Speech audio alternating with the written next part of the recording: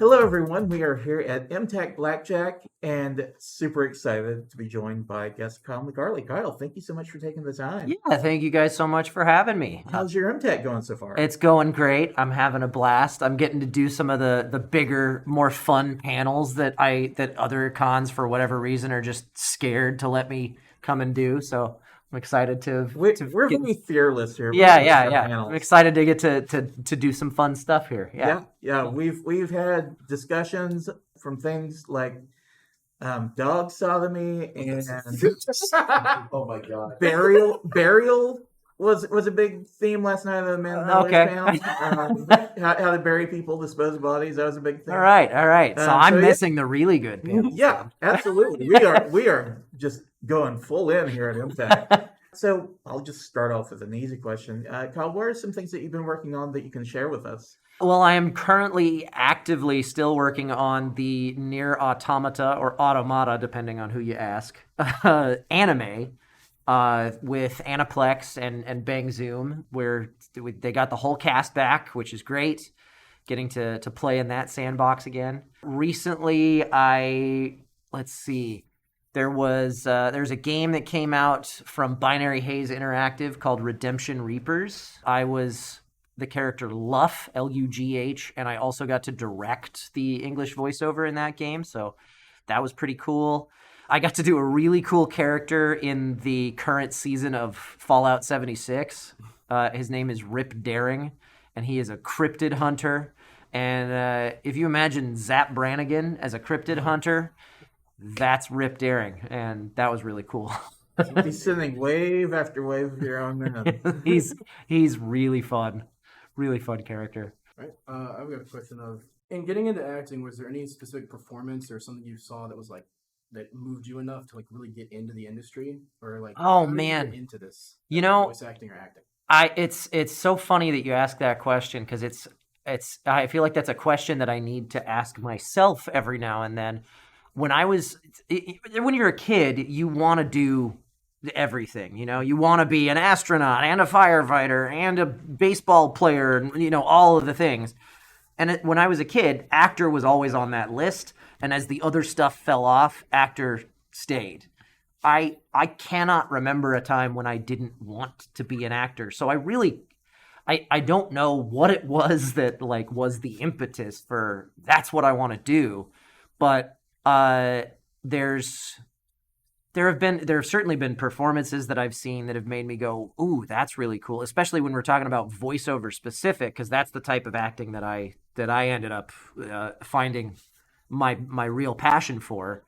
I look at one of the earliest ones that I can think of was the audiobook narrator for the Harry Potter series. Jim Dale was so good, and that's what got me thinking, hey, maybe I could do audiobooks for a while.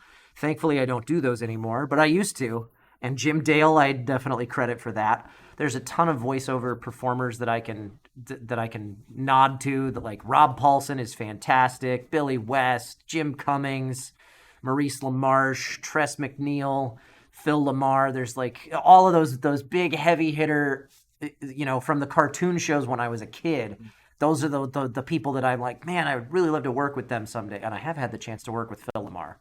But yeah, so it's hard to pinpoint exactly what it was, but there's a lot. What's the biggest challenge for you as an actor? The biggest challenge for me as an actor, man. Oh, this is getting deep. So I think part of what makes acting so appealing is that there is this joy to be found from performing, from entertaining other people, and getting to play pretend.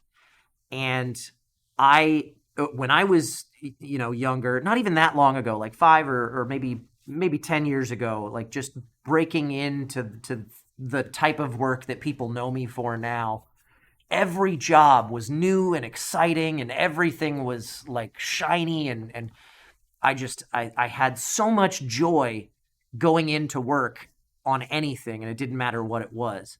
And as I've gotten older, I've gotten more jaded. Everything's gotten more familiar, and it's not that I don't still love what I do, because I definitely do, but I don't feel that same thrill of excitement anymore when I walk in. Like, I feel like it sounds egotistical to say it, but I feel like I've scaled the mountaintop and there's no new heights to reach. So it doesn't really matter what the job is. Like, some things feel a little more exciting than others, but it all starts to feel very familiar. And I think the biggest challenge that I face now as an actor is being able to maintain that sense of joy and excitement and thrill for what I'm doing. So, just as a follow up, what keeps you motivated? Because I know voice acting is a very difficult job because, you know, to use a sports analogy, they say, if you hit the ball 3 times out of 10 in baseball, you're a Hall of Famer. Right. But Yeah. like the rate of success for voice acting and being Oh like yeah, a very, if you're booking 10% of your auditions, you're a rock star. Yeah. Like, that's not even possible. yeah. Yeah, I think what keeps me motivated, honestly, is just the joy of living. Like, I genuinely enjoy my life, and I enjoy having the freedom that this career has afforded me to just go and do other stuff. Like, I love being able to play pretend and entertain people, but I also love, the rest of my life. And I think that's the biggest motivating factor for me to keep doing what I'm doing. That, plus the fact that I cannot really imagine myself doing anything else at this point. So, Of all the roles you've had like throughout your entire career, which one have you felt like the most connected to? Like the one character that, whether it be something in your life that like made the performance better, or just the character's story, like what? I What has mean, it been? I like the way that you phrased this question, as opposed to which character is your favorite character, because that's always like trying to pick your favorite child. But I've felt a strong connection with a lot of different roles that I've played over my career. I think I've got to say that the one that I think I've got to go with 9S from Near Automata. And again, I'm super thrilled to be able to be playing with that again right now, working on the anime. But the story is just so good. It's not even about the fact that I can relate to the character really well, just because like I have similar experiences or something. Because there have been jobs like that where I've worked on something that I'm like, oh, this hits close to home, because this is really similar to something that I'm going through in my life right now. But with a story like Nier, it's just so well written, and there's so much depth to those characters that it's just easy to slide right into that role, because it's all like, I feel like all the work is done for me and I can just kind of play, which is really, really cool. What are some of your interests outside of acting? I know, you're a Twitch where you do a lot of Yes. board game stuff. Yeah. So the two big things that people know me for what I do outside of acting, obviously, I'm a huge board game nerd. I do stream on twitch.tv/BNB tabletop every Sunday night that I'm not at a convention. The Board and Barrel. It's a show where me and some of my friends, and then guests consisting of voice actors and content creators and sometimes board game developers, we come and play board games for 4 hours at a time, and it's a lot of fun. I love board games. I love streaming board games.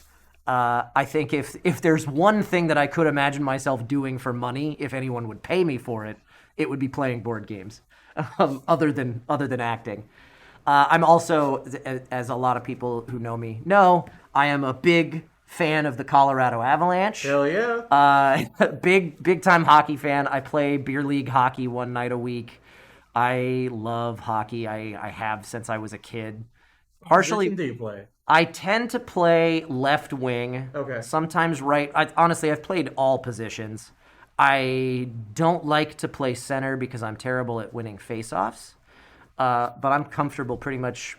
I'm equally bad at every position. We'll put it that way. I love hockey. You think the Avs have another run this year? I think they have a chance. I think it is not nearly as much of a home run as it was last year. They got a chance, though. They definitely have a chance. I do want to bring back the board game question. In all of like your history of playing board games, right? Which one has been like? Can you try to word this right? if you like, what's the one thing like people who like create board games or make board games that's like, don't do that anymore. Like, oh, we wish we could fix this. Like in playing board games, what's something that you think could? I think the mechanic that I think it's a dead mechanic now anyway. I don't think modern board games utilize it anymore. But roll and move is ridiculous. It's random and pointless. Like the old Candyland. Actually, Candyland I think was with cards, Yeah. which is already better than roll and move. Roll and move is terrible, and I'm glad that modern board games don't use it anymore. Who's your favorite out of all time? My favorite Avalanche player out of all time? Oh, it's got to be... I think I got to go Joe Sakic. For all time, Joe Sakic. I mean, give it another 5 or 10 years, Kyle McCarley or Nathan McKinnon could top him. I don't know. We'll see. Yeah, mine's Patrick Waugh, but I think that's just because I loved how cocky he was. He was my first jersey, actually. My first player jersey, but I have a Sakic, I have a Forsberg, I got a lot of jerseys now. So I do have another kind of question, more about the in the booth stuff for voice acting or video games. Can you go into detail about how much like creative control you or like other actors would have in the dubbing process or in the gaming side when like voicing a character? Like, do you get to kind of talk to the director and go, "Hey, this might sound pretty good here"? I always approach it like it's a collaborative effort because I think it is. I don't ever think of, because I've kind of had my fingers in a lot of different pieces of this industry now. I've been the director, I've been the script adapter, and I feel like I don't feel like any of those roles is like the boss over the other the actors or anything like that. I feel like it is a collaborative piece that you're working on. The director is going to be the person, hopefully anyway, who knows the material better than everybody else that's involved. Not always the case, actually. With video games, there's clients on the line who definitely know the material better than the director does. So you kind of defer to whoever the expert in the room is a lot of times, but I always feel comfortable, and always have felt comfortable pitching my ideas for like, hey, what if we tried something like this? Now, that being said, as actor, I recognize that I'm not the expert in the room. So as actor, if I pitch an idea that the director says, actually, no, let's try something else, I'm going to defer to them always. If I feel really, really strongly about something, I might ask, can I just give you one that's what I'm thinking? And then you can use it or not. Which, more often than not, if it comes to that, they don't end up using it. Sometimes they do, and it makes me sleep well at night.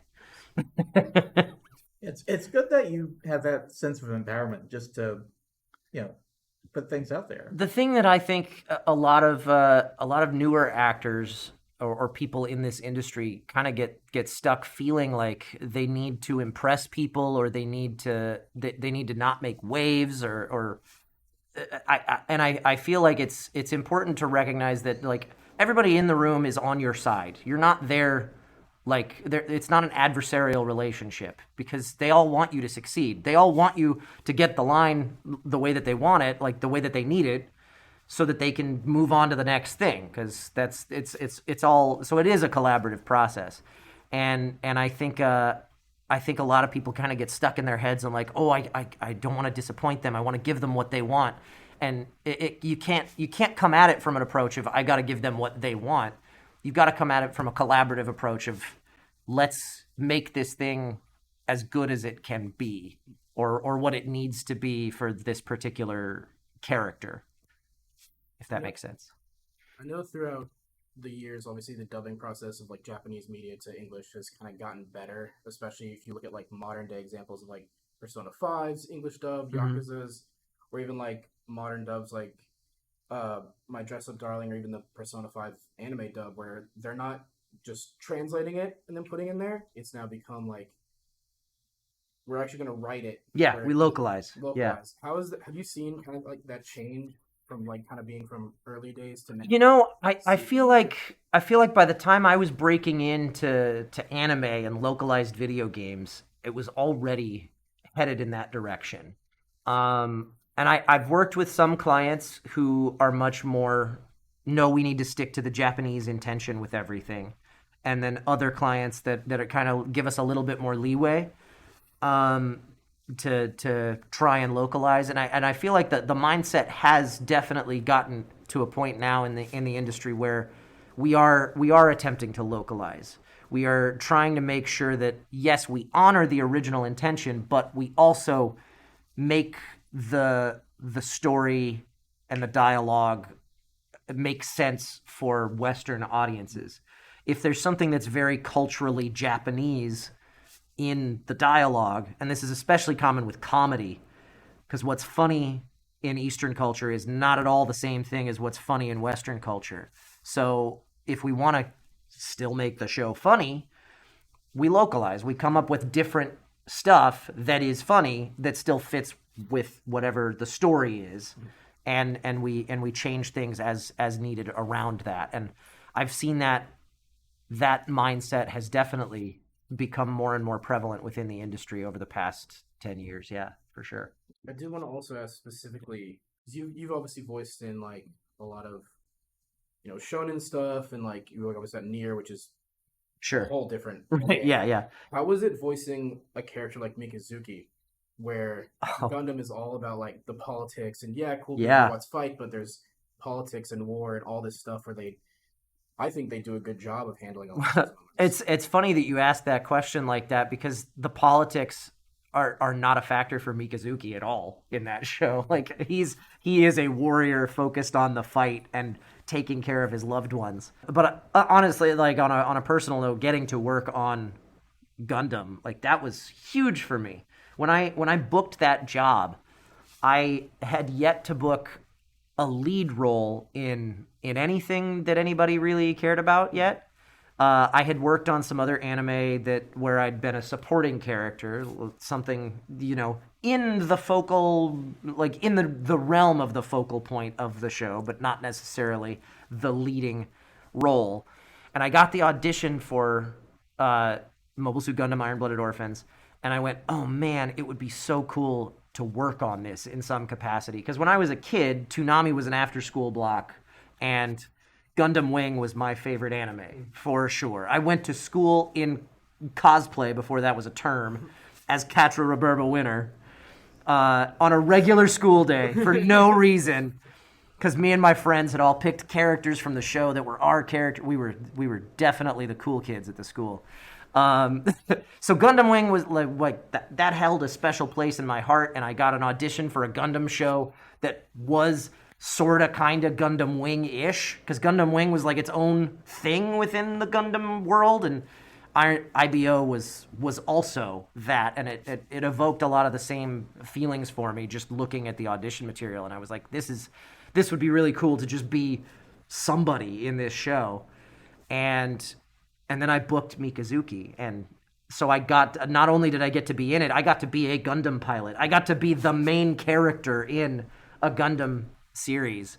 So it was a lot of firsts for me, and it held something, you know, special to me. How as was well. like just recording and like meeting the other actors at panels and just that whole process of like being Mikazuki until the show's end? It was definitely still in that period where everything is new and exciting, everything is great. So I loved everything about it, and I've crossed paths now with Johnny Young Bosch a couple times. Jeremy and Cassandra, I think I've gotten to know a little better than him, but not necessarily in relation to Gundam. It's just kind of like, it's weird how our industry, like, it's so very solitary. As actors, we work like the actor and the director and the engineer and maybe somebody from the client are in the room, and that's about it. Like, it's one actor at a time.